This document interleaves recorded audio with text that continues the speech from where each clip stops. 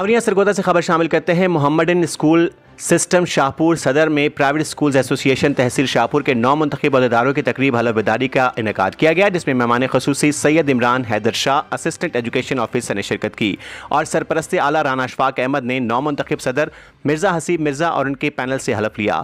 अजीम Sharif centre founder private schools association तहसील शाहपुर ने बाकायदा तौर पर एसोसिएशन के आइन के तमाम आर्टिकल्स की वजाहत की।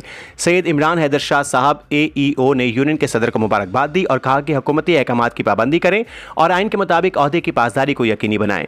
मिर्ज़ा हसीब असगर साहब सदर प्राइवेट स्कूल्स एसोसिएशन तहसील शाहपुर ने सब मेंबरान का शुक्रिया अदा किया। राना अशफाक अहमद सरपरस्त आला प्राइवेट स्कूल्स एसोसिएशन तहसील शाहपुर ने तमाम अहदेदारान को मुबारकबाद दी और अहदेदारान को मिलकर प्राइवेट स्कूल्स की फलाह के लिए कोशां रहने की ताकीद की। रिपोर्ट जफर अब्बास, तहसील रिपोर्टर शाहपुर झावरियां।